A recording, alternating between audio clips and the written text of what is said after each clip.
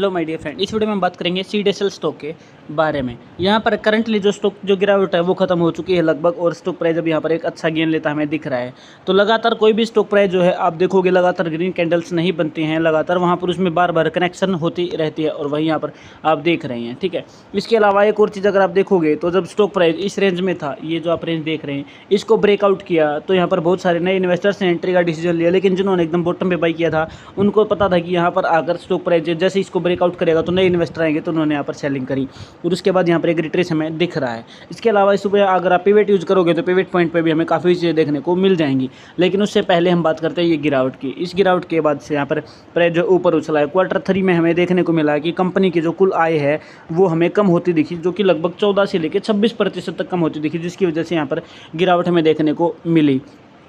इसके अलावा यहाँ पर अगर आप देखो तो Q4 में एबिटा हमें कम होता दिखा, और कंपनी का जो रेवेन्यू वो भी हमें घटता दिखा, जिसकी वजह से ये गिरावटें हमें देखने को मिली। लेकिन फिर से कंपनी की परफॉर्मेंस सुधर रही है, नए इन्वेस्टर्स में एंट्री कर रहे हैं, इंस्टीट्यूशंस भी इसमें अपना इंटरेस्ट दिखा रहा है, जिसकी वजह से स्टॉक प्राइस वापस ऊपर जाता दिख रहा है। तो आने वाले टाइम में कौन से टारगेट हमें मिल सकते हैं, इसके लिए आप अगर इसमें पिवट यूज़ करोगे तो आपको चीज़ें समझ आएंगी। जैसा कि मैंने आपको बताया था कि पिवट अगर हम यूज़ करते हैं तो हमें पता चलता है कि स्टॉक प्राइस जो है वो रिट्रेसमेंट हमें यहाँ पर दिख रही है। तो नए टारगेट की बात करें तो 2228 का टारगेट हमें आने वाले टाइम में मिलता दिख सकता है। उसके बाद हमें 2698 का टारगेट हमें देखने को मिल सकता है। अगर स्टॉक प्राइस इसी रेंज में आने वाले एक महीने तक कंसोलिडेट करता है, जो कि रेंज लगभग हमारी 1500 से लेकर 2200 के बीच में है, तो अगला पिवट लाइन हमें यहाँ पर बनती दिखेगी, और आने वाले दूसरे या तीसरे क्वार्टर के एंड तक हमें प्राइस 2698 तक जाता हुआ दिख सकता है। मैं सेबी रजिस्टर्ड नहीं हूँ, इन्वेस्टमेंट की सलाह नहीं दे रहा हूँ, लेकिन जिस तरीके से प्राइस मूव कर रहा है ये इंडिकेटर्स हमें ये इंडिकेट कर रहे हैं इस तरीके से आगे प्राइस मूव कर सकता है। ठीक है, इससे पहले भी अगर आप देखोगे तो जब स्टॉक प्राइस गिरा था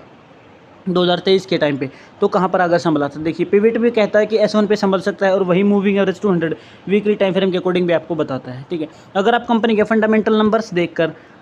फंडामेंटल एनालिसिस करके आप एंट्री करते हैं और एकदम हाई पे बाई कर लेते हैं, तो पहली एवरेज मूविंग एवरेज 50 और दूसरी एवरेज मूविंग एवरेज 200 पर इस तरीके से अगर करी जाती है, तो हम आने वाले टाइम में जब प्राइस संभलता है तो बहुत जल्दी ही इन्वेस्टर उसमें प्रॉफिट में आ जाता है। मैं से भी रजिस्टर्ड नहीं हूँ, आपको इन्वेस्टमेंट की सलाह नहीं दे रहा हूँ, लेकिन कुछ तरीके बता रहा हूँ जिसकी वजह से इन्वेस्ट करना काफ़ी ईजी हो जाता है। इन इंडिकेटर्स को अगर आप अपने स्टॉक्स पे, दूसरे स्टॉक्स पे, अपने प्लेटफॉर्म पे लगा के रखते हैं तो आपको काफ़ी चीज़ें समझ में आती है, बैक टेस्ट करके भी आप देख सकते हैं। तो जिस तरीके से पिवट पे यहाँ पर प्राइस हमें मूव होता दिखा है, जैसे कि यहाँ पर देखिए S1 से सपोर्ट लिया, प्राइस ने R1 को ब्रेकआउट किया R2 पे, तो पिवट कहाँ पे बना जाके R2 के पास ही जाके नेक्स्ट पिवट आपको बनते हुए दिखे, और R1 R2 R3 के टारगेट आपको देखने को मिले। इसी तरीके से अगर हाल फिलहाल में प्राइस मूव करता है और R1 R2 और R3 के टारगेट में देखने को मिलते हैं, तो आने वाले टाइम में स्टॉक प्राइस 2600 से लेकर 3000 तक जाता हुआ हमें दिख सकता है। स्ट्रॉन्ग के जो फंडामेंटल्स है वो काफ़ी सही है, कुछ गड़बड़ हुई थी जो कि वार की वजह से और कई ट्रांजेक्शन्स की चीज़ों की वजह से हुआ था, वो अभी सुधर चुके हैं। तो उम्मीद है कि आने वाले टाइम में अच्छे रिटर्न हमें स्टॉक में देखने को मिलेंगे।